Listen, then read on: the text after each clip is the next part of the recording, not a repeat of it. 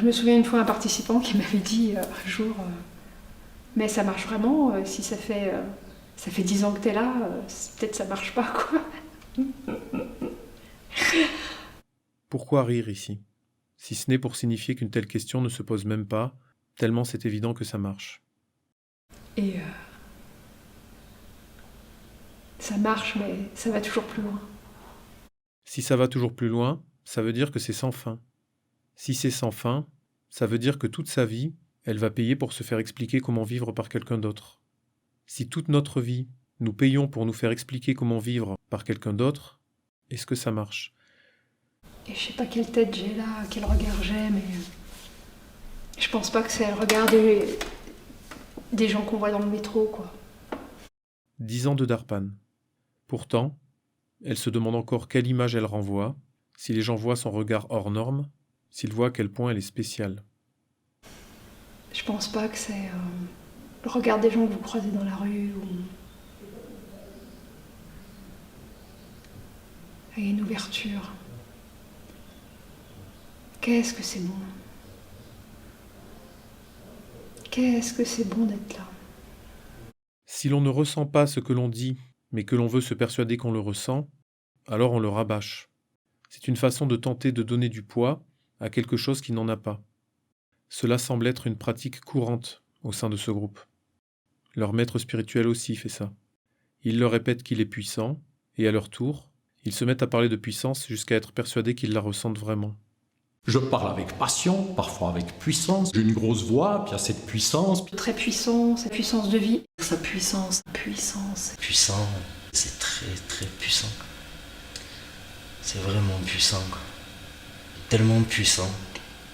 Je crois qu'il est l'être incarné sur Terre que j'aime le plus.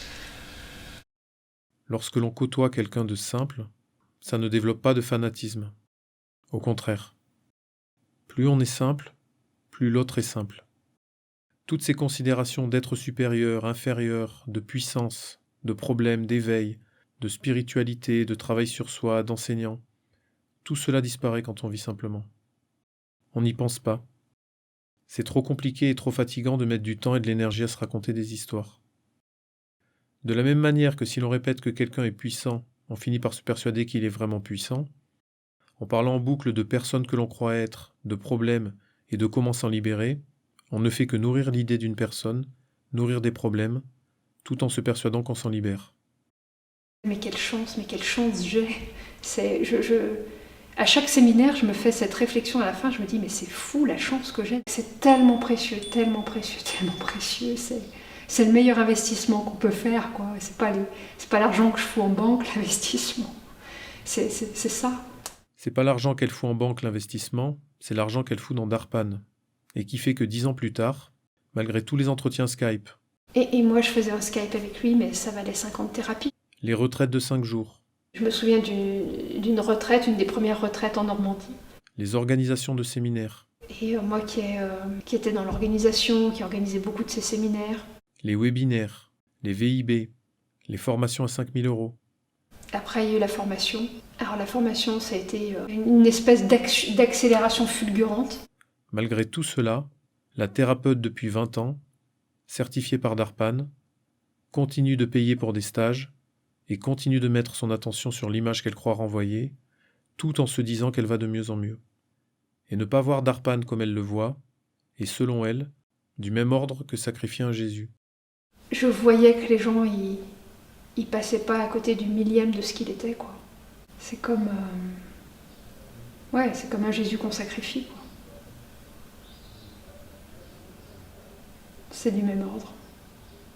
Celui qui veut s'illusionner peut se raconter qu'il avance sur le chemin spirituel, qu'il traverse des épreuves et qu'il s'éveille petit à petit. Si vous êtes curieux du niveau d'honnêteté qui vous anime, arrêtez de consommer toute forme de spiritualité pendant 1 an et observez à quel point et à quelle vitesse vous vous sentez agoniser ou pas. Si un stage est efficace, il n'amène pas à plus de stages, mais à pas de stages.